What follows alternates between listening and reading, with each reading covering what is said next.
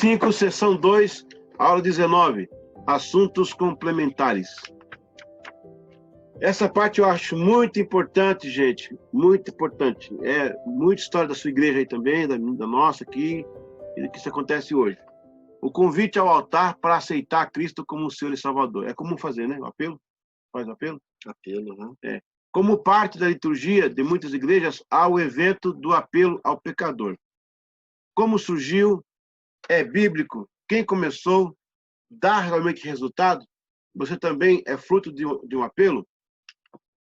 Em 1983, eu estava participando como cantor da Cruzada Irmãos Leonel em Umuarama, no interior do Paraná.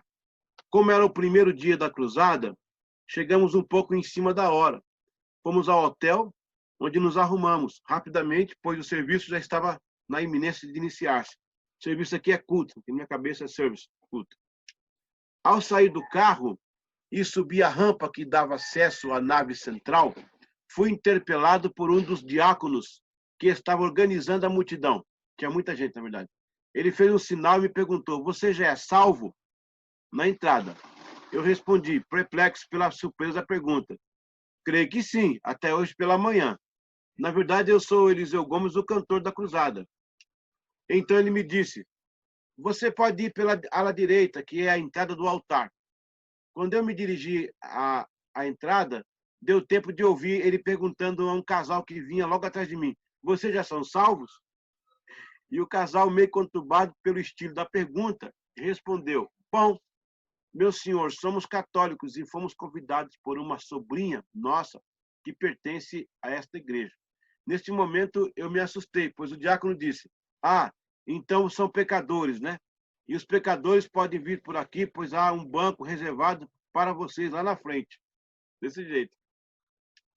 Eu fiquei estonteado. E ao continuar por entre a multidão, percebi sim alguns bancos bem na frente com uma pequena inscrição: reservado para pecadores. Gente, eu vivi isso, tá? Eu vivi isso. Só não falo o nome da igreja por questão de ética. Eu pensei comigo mesmo, já que é o banco dos pecadores, então todos deveriam sentar-se ali. Inclusive eu. O culto iniciou. Eu cantei e o pastor Joel Leonel pregou aquela noite a mensagem: "Quem ficará para trás?" Mensagem linda, viu? Mensagem, até hoje lembro dela. Quem ficará para trás, né? Uma mensagem baseada na volta de Jesus e mostrando a condição do pecador de se converter e fazer parte dos que subirão no arrebatamento. Quando o pregador pediu que ficássemos em pé, eu vi vários grupos de pessoas correndo em direção à frente e fecharam em cima dos pecadores, convidando-os a vir para irem ao altar. Enquanto o pregador chamava as pessoas para receberem a Cristo, os grupos dos colaboradores ou introdutores quase que traziam pelos braços as pessoas. Eu notei que muitos iam por causa do constrangimento. Saí dali chamando de o banco do constrangimento. Da parte dos irmãos Leonel, não houve nenhuma manipulação de apelo. Aliás, um dos grandes ministérios do Brasil. Na verdade, aqueles irmãos constrangiam os pecadores. Também não era por maldade, e sim com base no amor que eles tinham por Deus e por aquelas vidas. Agiam assim. Às vezes, o zelo excessivo subestima o bom senso. Olha que frase, hein? Eu vou até repetir. Às vezes, o zelo excessivo subestima o bom senso. O que quer dizer sobre o apelo de vir ao altar, aceitando a Cristo como Senhor e Salvador? Eu prego em cruzadas desde 1983. E a vida inteira, como metodista wesleyano, convidei pessoas a tomarem uma decisão por Cristo. Como sinal desta decisão, sempre as chamei ao altar. Mas nunca as constrangi e nem mesmo nunca usei esses tipos de bancos e outros subterfúgios. Irmãos, nas minhas agendas, se o Clóvis puder ver ali, ó, ali tem um grupo de agendas lá embaixo, ali desde 83 até agora, ali as agendas. Eu tenho registrado nos meus relatórios, pelo menos até agora, 135 mil pessoas que vieram à frente quando eu fiz o apelo. Quase 150 mil pessoas eu ganhei para o Senhor em minhas cruzadas, né? Sempre fiz este momento algo sem ser apelativo, quase soando como um convite para a oração. Lembro da primeira vez que preguei. Eu tremia muito, suava, a voz embargava. Ao término, quando fiz o apelo, 31 pessoas atenderam. Eu quase desmaiei de emoção, pois para mim era um auge do culto. Vamos entender o fenômeno. Praticamente, assim acontece. O pastor termina de pregar e faz o convite. O Espírito Santo está chamando agora. No caso, nós falamos de graça preveniente. Enquanto você vem, a igreja estará orando por você e sua decisão. Havia uma outra prática que se assemelhava ao apelo. Agora que vocês vão ficar chocados, que vocês vão entender como é que era a história. Sabia que João Wesley nunca fez um apelo? Whitefield nunca fez um apelo? Esses homens nunca fizeram apelo, só nós fazendo agora no século XX, ou XXI. Havia uma outra, quer dizer, um pouquinho antes, né, com Finney. Havia uma outra prática que se assemelhava ao apelo. Foi que, ao chegar um grande número de pessoas se convertendo, então, ao invés de se ter um penitente como um ministro, um penitente como ministro, o pregador os convidava, não ao altar, porém a uma sala, geralmente anexa, ou uma casa, para reunir-se com todos em oração e explanar melhor o sermão. Somente na primeira década do século XIX foi que nos campos meeting, que é as reuniões campais, novamente de campo, que o apelo foi fortemente usado para a vinda ao altar em busca da santidade. Posteriormente, a mesma ênfase foi usada para as pessoas das ruas virem a Cristo nos palanques improvisados pelos pregadores do movimento Holiness, movimento Santidade. Então, o apelo começou geralmente nos acampamentos que faziam, que nós chamamos hoje de retiro com Deus, encontro com Deus, né? Os apelos já vinham à frente para a santidade, para rever seus pecados e tal. Aí, quando pregavam na rua, que o movimento Hollywood faz isso, eles transferiram esse apelo para a comunidade da rua também, que assistia as mensagens. Este fenômeno se proliferou primeiro entre os estados da fronteira, como Kentucky e Tennessee, com reuniões cheias de pessoas sedentes de Deus, e muitas reuniões duravam dias e, às vezes, semanas. Ministros, em sua maioria, metodistas, mas também um grande número de batistas, presbiterianos, posteriormente os nazarenos. Aí, ó, agora entrou você da história aí. Os nazarenos e os chamados discípulos, esses mesmos levaram o evangelho para dentro das fazendas e aos colonos dos rurais. Era comum nessas reuniões pessoas gemendo, caírem, chorando, em agonia, outros contorciam-se. Esses pregadores viram neste movimento uma atribuição genuína do Espírito Santo. O apelo como estatística. No romper de 1800, estas práticas se espalharam pelos Estados Unidos e, na sequência, muitas missões do Brasil traziam em seu bojo o costume. Um fator elementar foi que o apelo serviu de contagem de resultados e euforia. Agora, os números de convertidos era o grande momento da época. Os apelos eram a resposta do sucesso dos pregadores. Muitas vezes, pequenas secas eram feitas em volta do altar para esperar o pecador após o sermão. Era uma forma também de intimidar aos ouvintes para atenderem a hora do apelo. No tempo de John Wesley, o apelo talvez não teria seu lugar, até porque os púlpitos eram altos. Isso dificultava essa dinâmica. Por que os púlpitos wesleyanos eram altos naquela época? Entre outras, a mais pesada é que a mensagem wesleyana era tão forte da santidade contra o pecado, porque Londres, aliás, a Inglaterra, o Reino Unido, a Europa, viviam um dos maiores momentos de pecados da história, né? Os monarcas, todos eles eram pederastas, eram homossexuais, a maioria deles, muitas mulheres também. Os pubs eram bares lotados de homens que ficavam bebendo a noite inteira e tinha até um lugar para colocar lá embaixo os bêbados para não ir para casa de noite. Aí dormia aqueles 40, 50 homens babando em cima do outro lá. Jogatina, o jogo, a briga de galo, que é antiga. Olha, muita coisa difícil. A Europa era um momento mais... E aí surge o metodismo com a mensagem de santidade, que incomodou. O que acontecia? Os pregadores eram espancados. Nós tivemos um mártir metodista na Escócia, o Guilherme Seward. Ele morreu com uma pancada de pau na cabeça enquanto pregava, os miolos saíram para fora. O Wesley foi atacado algumas vezes. Então, o que acontecia? O púlpito era em cima, para não dar tempo do agressor pegar o pregador. Ficava 2 caras embaixo para evitar.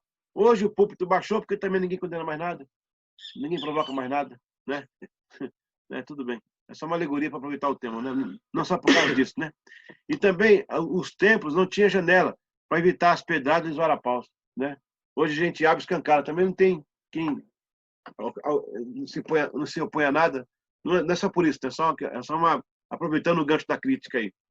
Então é isso aí.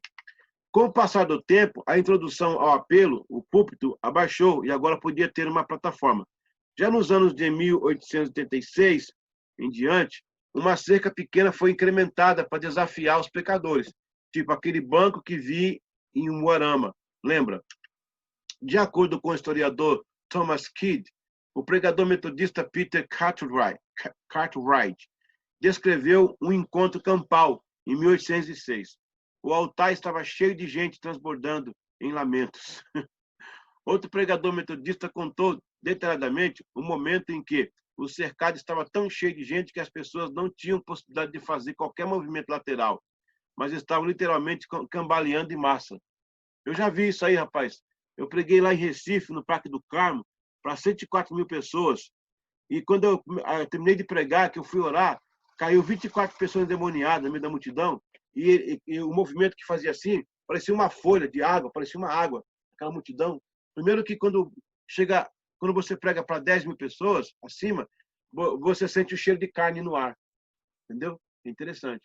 E quando eu orava, caía aquele monte de gente endemoniada assim, e aí é tipo dominó, entendeu? A polícia militar ficou preocupada. Aí eu gritei, falei, em nome de Jesus, tal. Aí Deus libertou as pessoas lá e tivemos uma conversão em massa naquele dia. Tem as fotos do momento aí, coisa maravilhosa. Os metodistas experimentaram um crescimento exponencial durante os primeiros séculos XIX, em parte por causa dos seus métodos evangelísticos, incluindo os encontros campais e os apelos públicos. Há quem considere Charles Grandison Finney, 1792, ele morreu em 1875, o pai do apelo. Eu estive na casa do Finney, gente, fica lá em Warren, em Connecticut, é da minha casa, 30 quilômetros só. Hoje a casa dele não existe mais, é um pedaço de terra abandonado lá, mas ele morou ali perto da minha casa, entendeu? Ele morreu um ano depois de John Wesley, 1691, né, que o Wesley morreu, ele nasceu. Então o bastão não parou, Deus passou de um para outro. No entanto, não houve um pai que o inventasse, e sim etapas e performances que foram sendo aderidas com o tempo, num espaço de 200 anos aproximadamente. Inclusive, Finney só iniciou essa prática a partir de 1823. Portanto, muito tempo depois do metodista itinerante e, ademais, era um ministro presbiteriano, por isso sofreu perseguições dos calvinistas por causa desta prática. Ele fazia o apelo e os presbiterianos perseguiam ele. Assim, ele tomou a decisão de romper com a temática presbiteriana, após ver os apelos e os resultados que traziam. Por que os presbiterianos perseguiam ele? Por causa do calvinismo, né? Alguém já nasce salvo, outro já nasce condenado. Então não precisa pregar nem fazer apelo. Está tudo pronto? Finney fez duas coisas interessantes. Criou o banquinho dos ansiosos. Talvez, gente, foi esse banquinho que o pessoal colocou lá, né? Olhando para a história. Pode ser, eu nunca perguntei para eles. Um dia eu volto lá e pergunto. Criou o banquinho dos ansiosos, onde orava em particular e entregava um mini sermão. E geralmente, após isso, entrava o apelo. Então, quando o culto acabava, então, pastor Roberto, é uma técnica que pode ser implementada aqui, ó. Quando Wesley pregava, o Whitefield, o Fletcher, o Ingham, o Robert, o William Morgan, esse pessoal todo, eles acabaram de pregar, pregou, aí falava assim, se alguém teve alguma dúvida ou dificuldade, vem até no cantinho aqui que vamos conversar. Hoje em dia os pregadores pregam, faz uma lambança, sai correndo, vai embora, né? E deixa o povo com dúvida. Então tinha esse lugar. Como cresceu a multidão, era muita gente, o Wesley usava fazer isso nas casas anexas, né? Isso era o tipo que acontecia. O pregador pregava e ficava para explicar a mensagem. Já o Finney foi além. O Finney fazia esse banquinho para as pessoas irem, ele dava um mini sermão de novo e aí perguntava quem queria fazer compromisso com Deus. B. Outra coisa que ele fez e ficou na história foram as novas medidas, e estas incluíam os apelos. Segundo Gertz, estava convencido de que os pastores poderiam produzir avivamento usando os métodos corretos e que chamar os pecadores arrependidos à frente era necessário para tirar os pecadores do meio da massa de ímpios, para levá-los a uma renúncia pública de seus caminhos pecaminosos. Não sei se vocês sabem, mas o Finney é um dos pais da teologia sistemática. E na leitura teológica de Finney, há uma diferença entre pecadores e ímpios. Sabia disso? Pecadores e ímpios. Ele diz que o pecador é passivo de salvação. O ímpio não. O ímpio está cauterizado. O ímpio é aquela pessoa que vai para o inferno mesmo, aí já é um pouco mais calvinista, né? Mas o ímpio é aquela pessoa o pecador peca, o ímpio comete iniquidade. Olha que interessante. O pecador peca, é passivo de perdão. O ímpio comete iniquidade. Ele está totalmente cauterizado. Ele morre dizendo que não quer e quer para o inferno. É o ímpio. Diz ele que tem essa característica, é muito raro. Aí ele também fala na teologia dele. Eu não sei quem aqui já estudou Finney. Alguém já leu Finney, não? Charles Finney? Alguém leu, não? Já li. Já leu? Você chegou a ver esses pontos teológicos deles ou não? Sim, ele beira o calvinismo muitas vezes. Mesmo Isso. sendo publicado pela CPAD, eu tenho uma teologia sistemática dele. Exatamente, pastor William. Ele fala nessa questão do ímpio que comete iniquidade, que é cauterizado. Aí ele fala que esse ímpio não é passivo de salvação. É interessante. Eu creio que todo mundo pode ser salvo. Basta crer, diz a palavra, né? Mas a gente vê realmente uns tipos de pessoas aí difícil, né? De se lidar. Se enquadra talvez nisso aí. É interessante. Mas aí, vamos continuar. Muitos aderiram à prática e isto veio a influenciar pelo menos Moody e Billy Graham, né? O Moody também fazia isso. Outros discordavam, pois não aceitavam sua interpretação teológica a respeito da decisão pessoal. Em termos calvinistas, Finney cria piamente que o vitupério de Cristo era suficientemente garantido a todos. E isso já infligia na graça limitada para os calvinistas. Por quê? Os calvinistas pregam que a graça foi limitada, né? E Jesus morreu não por todos, morreu por alguns. E aí o Finney contestava isso em suas mensagens. Embora o Finney fosse calvinista, lendo a biografia dele, as últimas coisas que ele deixou, eu tinha até o livro dele aqui comigo, deve estar ali a história da igreja. Ele se tornou um tipo de arminiano no final, né? Porque, na verdade, enquanto Moody, 1791, 92, naquele período, né, a teologia arminiana estava em ascensão. Ela ficou muito agregada ao metodismo e lá na Inglaterra. Então, pouca coisa se... Agora, o calvinista, ele se espalhou pelo mundo inteiro. E aí provocou mais essa mensagem. Então, Finney era contra isso, ele pregava contra. Finney, gente, ele era um advogado. Eu estive lá onde ele morou. Ele advogava em Nova York, lá num lugar chamado Oneida. E um dia ele estava lendo a Bíblia e começou a ler a Bíblia, começou a pedir a Deus que mostrasse as coisas para ele. Chegou um cliente dele lá no escritório, rindo. O cara ria, estava dizendo que tinha sido recebido pelo Espírito Santo, estava muito feliz, muito alegre, estava num gozo excessivo. Enfim, ele falou, mas eu quero isso para mim, como é que pode um negócio desse? Ele foi para o bosque orar. E no bosque, Jesus o tomou, ele virou uma tocha humana. Eu tive lá na cidade de Warren, num tempo que ele pregou, cabia 400 pessoas. Ele estava no púlpito pregando, aí ele olhou para o lado direito, ele não via nenhum vento na frente, nem atrás daquele galpão, nem à esquerda. Mas à direita ele via um vento que vinha pela mata. Aí ele gritou, irmãos, segurem-se, o Espírito está vindo. Ele se agarrou no púlpito. Quando ele se agarrou, o vento entrou, todo mundo caiu sentado no chão.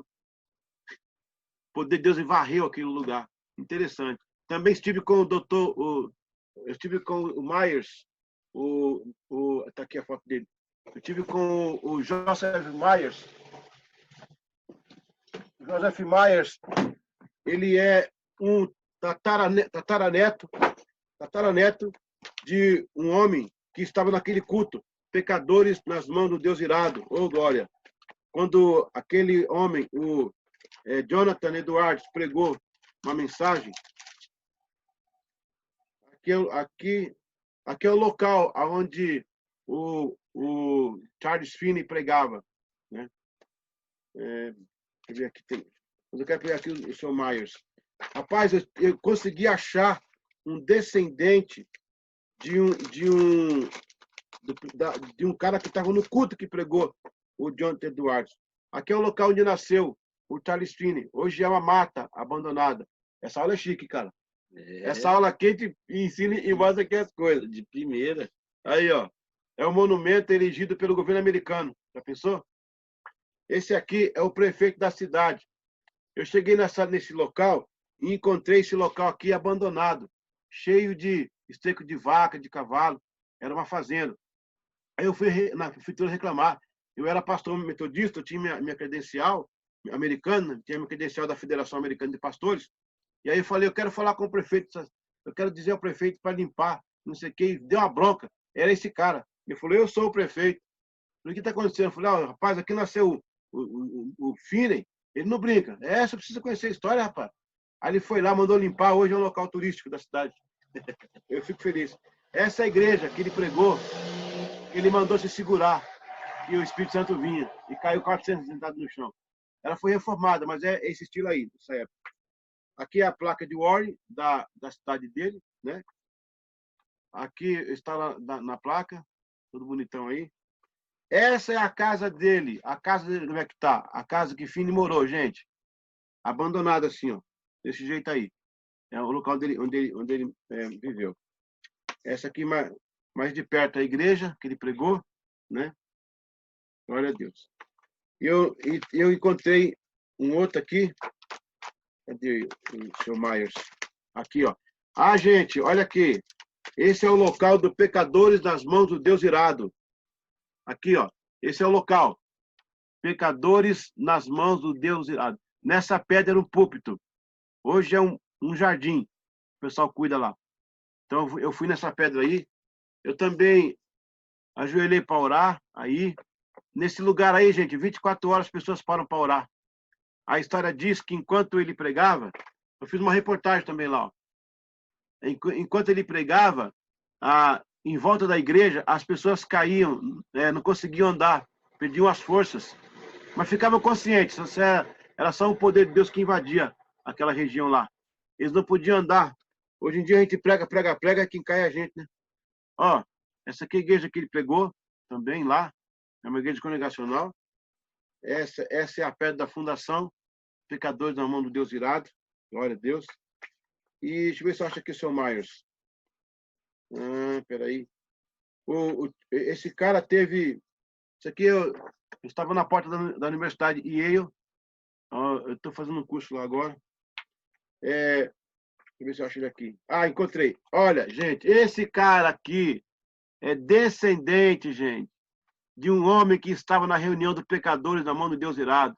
Rapaz, ele chora quando ele conta, ele tem gravuras, o tataravô dele deixou gravuras e explicou como foi aquele dia. O Eduardo pregou 6 horas sem parar e as pessoas seguravam nos bancos, não sentiam o chão, sentia que estava caindo dentro do inferno. A mensagem do cara foi avassaladora, né? Pecadores nas mãos de um Deus irado, abalou os Estados Unidos da América. Rapaz, eu tive aí, cara. Eu chorei demais. É muito lindo. Glória a Deus. Glória a Deus. Vamos lá. Eita. Também em relação à depravação humana, era uma atitude voluntária da mente, e não algo desde o nascimento. Para ele, a conversão dependia também da vontade humana, ao se arrepender dos seus pecados. Então o Finney era sinergista, né? Era sinergista. E isso removia Finney do monergismo. Eu nem tinha lido ainda. Monergismo. Lá. Quando há participação em decisões de duas partes, seja Deus e o homem. De acordo com Finney, que foi um dos pais da teologia sistemática, o apelo era uma ferramenta que induzia na graça procedente, que é, no caso, chamam de preveniente, na decisão do pecador em render-se a Cristo. Muitos pastores e ministros adeptos à teologia calvinista, como Ashel Netlon, repudiaram essa atitude de Finney. Isso trouxe uma parte desgastante para o seu ministério em termos denominacionais. Algumas considerações sobre. Segundo o historiador Stephen Gretz, da Christian Today, George Whitefield foi um dos principais pregadores do Grande Despertamento. E o mesmo não aceitou saber quantas pessoas mostraram que haviam. Olha só, gente. Eles não queriam saber quantas pessoas decidiram por Cristo. Ele dizia, há tantos ouvintes pedregosos que recebem a palavra com alegria, disse Whitefield, que eu decidi suspender meu julgamento até que eu conheça a árvore dos seus frutos, por seus frutos. Foi já em meados do século XIX que o movimento Holiness tomou grandes proporções entre os pregadores, os chamados cultos open air, ganharam grande proeminência, mas os pregadores metodistas não queriam apenas estatísticas, e sim realmente levar a sério que se converteu de fato. Eles haviam importado das igrejas anglicanas o sistema de púlpito onde havia um altar sempre do alto, para que todos pudessem ver o pregador, e também em frente da mesa da comunhão. Desde o tempo de John Wesley, era comum os ministros muitas vezes encorajar os membros a vir ao altar, caso estivessem desejosos de uma oração ou alguma dúvida em sua alma, prática constante do Clube Santo.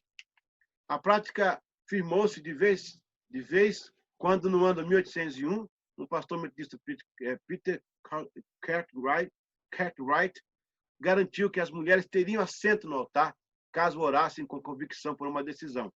Na tradução original aparece a frase orar a Deus por religião. Este mesmo ministro desfechou ataques de mensagem contra os pais que não deixam as crianças virem ao altar. Nesse sentido, o altar foi tornando-se um lugar demasiadamente santo. Tomando proporções desta forma, o apelo ao altar foi passando por várias contribuições e inovações de quem usava para trazer as pessoas a uma decisão pública. A mensagem metodista do século XVII, século XVIII, né? Que apelava para uma decisão do coração, agora estava mudada para a decisão externa.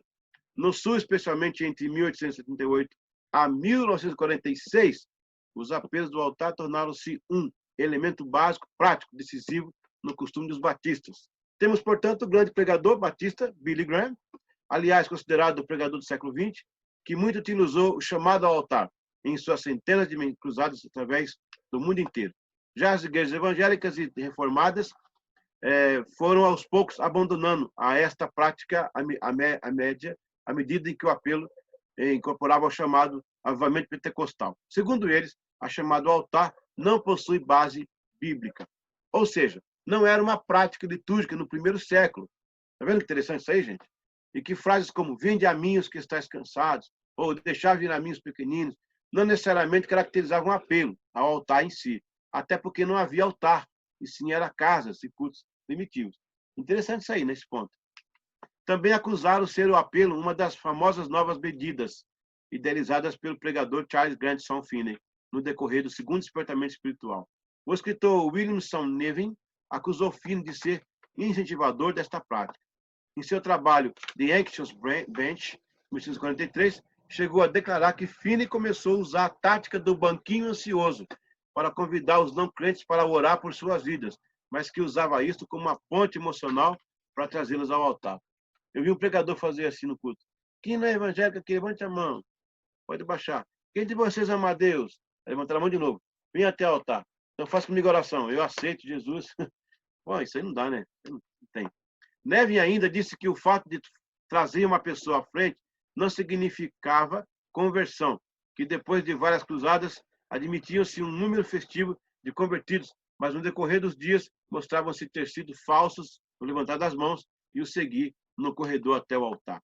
Um banco ansioso pode estar cheio, onde nenhuma influência divina é sentida.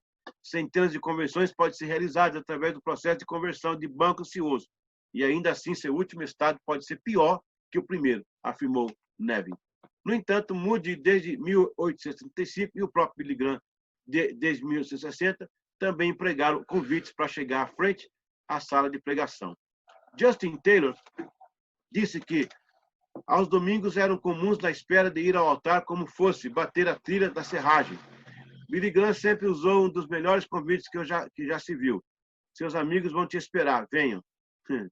E com a ajuda do famoso cântico Tal Qual Estou. Tal qual estou, sem me... Milhares e milhares em todo o mundo atenderam aos apelos de Billy Graham. O erro de confundir como conversão. Vamos lá, isso aí está bem na liturgia agora. Houve uma tendência crescente em relação às práticas do século XVIII e XIX, que tornaram o apelo um quase doutrinador.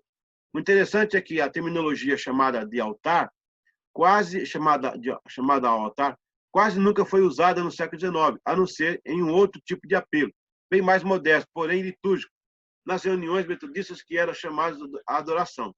Já no século XX, o movimento de santidade usou nomenclatura para definir uma prática já comum. Uma das provas históricas é com vocês. Uma das provas de história está no boletim de 1908 da Pacific Bible College, agora Universidade Point Loma Nazarene. Porque Nazarene nasceu numa cidade chamada Point. Isso aqui é Point, né? Uma coisa assim. Los Angeles, não foi? Não. Não foi, não. Pilot Point. Point. Isso, ó, tá vendo? Eu testei vocês e vocês já ganharam um ponto aí. Pilot Point. É no Texas, né? Pilot Point, Texas. Texas, tá aí, ó. Texano. É lugar de pistoleiro. Onde aparece a primeira vez a impressa a frase chamadas de altar. Foi a Nazareno que lançou essa chamada impressa pela primeira vez, ó, em 1908, bem no nascimento da igreja. Mas qual foi o problema? O problema foi derramar sobre o apelo um atestado de decisão e, ao mesmo tempo, de conversão. Ora, o fato de ir ao altar não significa que esteja salvo. É apenas uma demonstração de decisão pessoal. Porém, a partir de 1900, essa demonstração ardia nas campanhas cruzadas e acampamentos.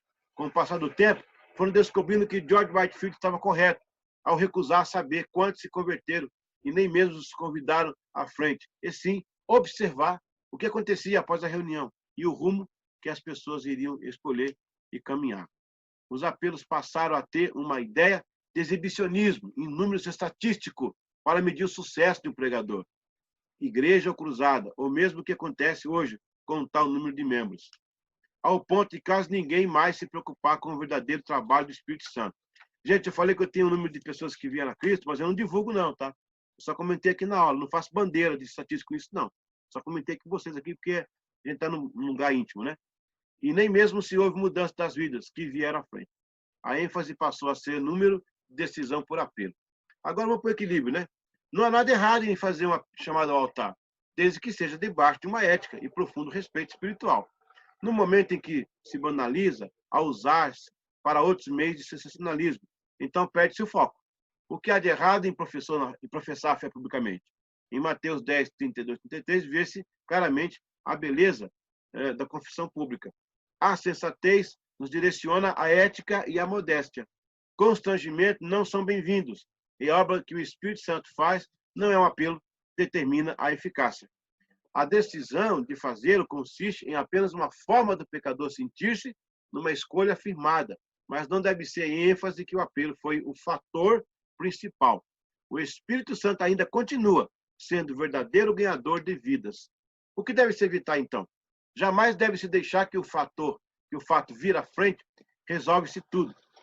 Estamos todos engajados em trazer vidas a Cristo.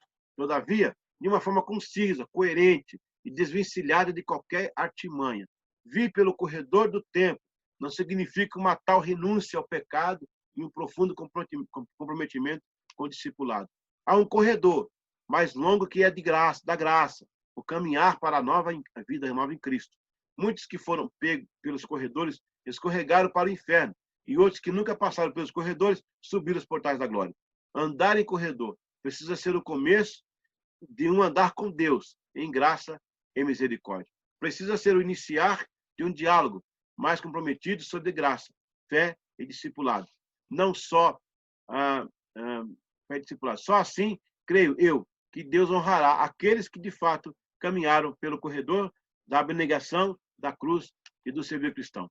Muitos movimentos ainda usam apelo, e isto não creio que vai parar um dia ou estacionar, pois a prática continua, é constante. Até porque, como eu disse, não vejo nada de errado, senão a manipulação ou induções emocionais.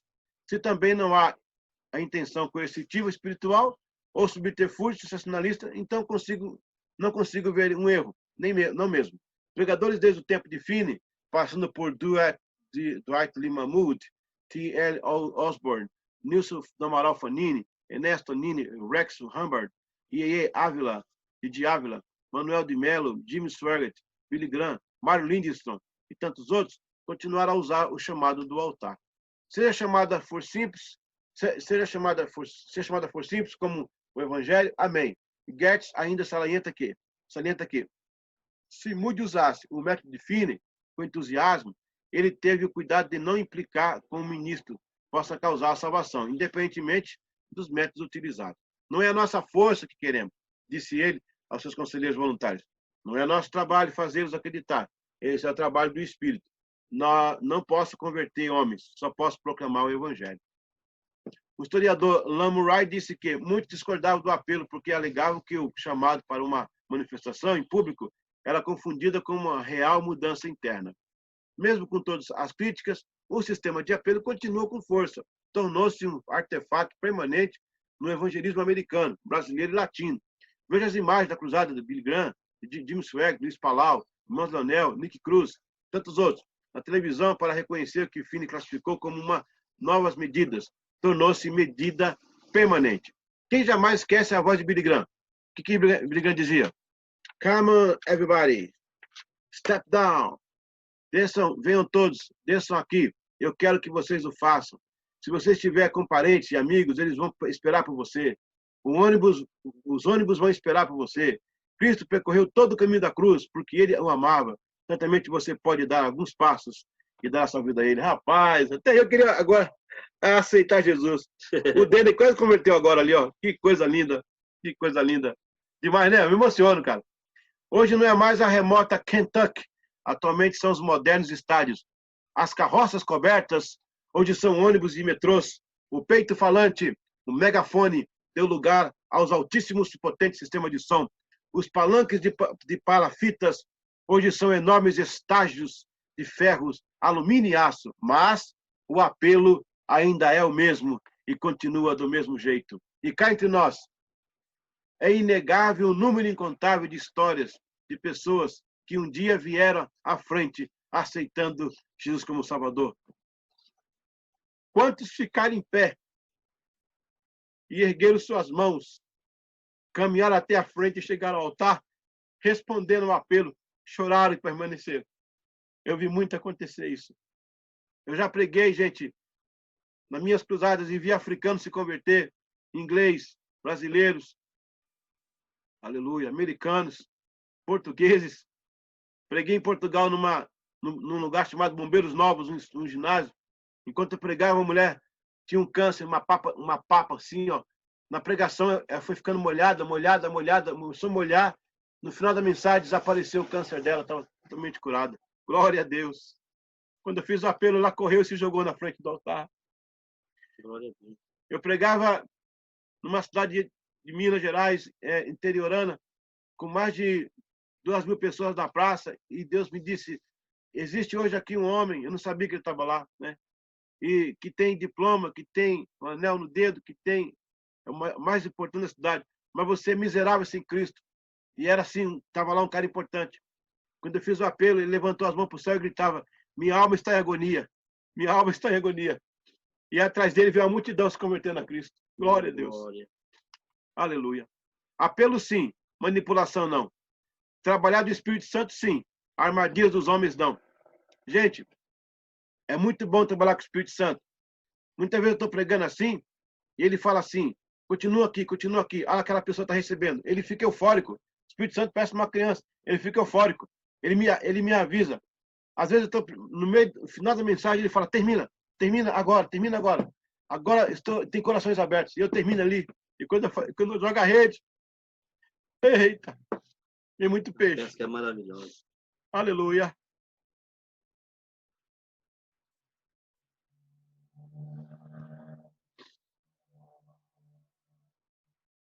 Resultados de mudanças, vida, sim. Estatística por números de pessoas que vieram à frente, não. Se o nosso culto não transformar as pessoas, é melhor jogar bola. Se o nosso culto não mudar as pessoas, é melhor assistir o programa do domingo da tarde. Se o nosso culto não mudar o rumo das coisas, é melhor ir para a feira. Nossos cultos têm que estar impregnados. Nossa liturgia do Espírito Santo. Nossa liturgia precisa comover as pessoas. Nós precisamos chegar no púlpito, abrir o coração e a mente, e deixar o Espírito Santo operar. Nós precisamos chegar no púlpito e condenar o pecado. E as ovelhas orarem para nós e dizer assim, eu conheço o pastor, eu conheço a pastora, mas está diferente hoje. Parece que ele ficou 15 minutos com Deus no quarto antes de vir para cá. Nós precisamos pregar no púlpito em que acabe os aplausos e os gritos de euforia, que haja lágrimas e lamentos, que as pessoas deixem nossas paróquias preocupadas com a sua salvação. Está na hora. Está na hora de resgatar o que se perdeu pela história. Está na hora de tirar o divã, de colocar o púlpito. Está na hora de colocar a cruz de volta no seu lugar. Está na hora de bater a poeira da santidade e vestir vestes novas. Está na hora de se levantar como profeta nação ao seu bairro, à sua igreja. Esqueça o formalismo. Esqueça o gelo. Esqueça o comodismo. Parta para cima como um leão feroz. O mundo vai acabar, Cristo está voltando, você precisa fazer alguma coisa. Vá para frente, vá com garra. As ovelhas precisam olhar para você e sentir firmeza na sua vida. Olhar para você e sentir que Deus está ali. Você precisa pregar e as pessoas não sentir o chão que estão pisando. Você precisa ter consciência disso. Vai te resgatar a liturgia do Espírito Santo nas nossas reuniões. Amém. Glória a Deus. Aleluia. Alguém quer dar uma palavra aí, uma participação? Fique à vontade. Glória a Deus. Nós vamos para o finalmente agora. Aleluia.